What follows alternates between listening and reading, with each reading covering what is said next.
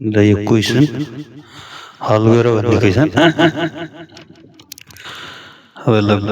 लेखौँ solution 4 into 3 power यसलाई यो पावर प्लस भएकोले यसरी सेपरेट गर्ने अनि यसलाई यसरी लेखौँ 3 को पावर x 2 पावर 2 x न त 2x भएपछि 3 को पावर 2 9 भयो यसरी लेख्ने अब मानौ 3 power x is equals to a यसलाई समीकरण 1 लेखिराखौँ 3 को पावर x को ठाउँमा भ्यालु पुट गरौँ a भयो into 3 भयो minus 3 को पावर x a पावर 2 छँदैछ माथि 27 मा अनि 3 4 जा double a minus a square 27 लाई यतै ल्याइदिउँ 0 मिलाउँ यसलाई क्वाड्रेटिक इक्वेसन फर्स्टमा पावर 2 भएकोले लेख्ने minus a square plus double a minus 27 is equals to 0 minus common तानो a प्लस चेन्ज गरौँ माइनस भयो डबल a अनि यो माइनस प्लस भयो 27 is equals to 0 a square minus double a plus 27 is equals to 0 खण्डीकरण गरौँ जोड्दा 12 12 हुने गरी उनीहरुलाई 27 हुने गर्ने माइनस 9 3 जा 27 9 र 3 जोड्दा 12 plus 27 is equals to 0 a square minus 9a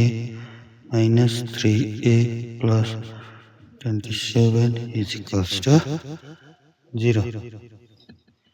अब इसमें कॉमन तानो a into a minus 9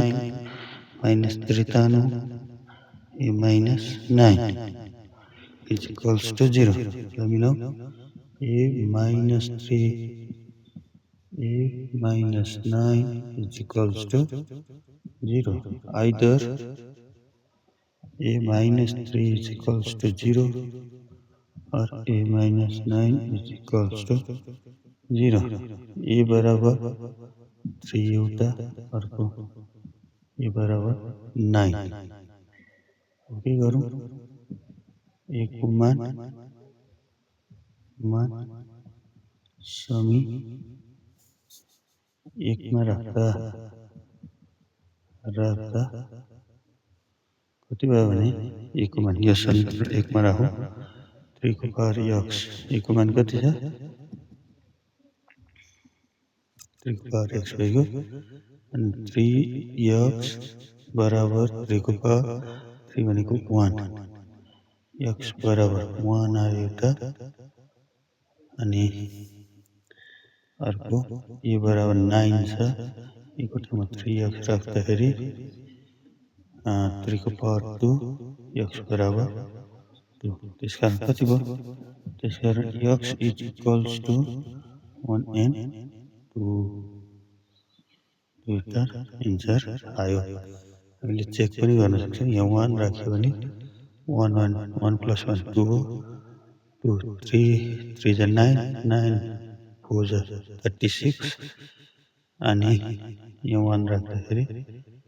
36 minus 9 भनेको 27 यी दुईटा आन्सरले माथिको दिएको कन्डिसन सेटिस्फाई हुने भएकोले गर्दा यसको आन्सर 1 and 2 भएको छ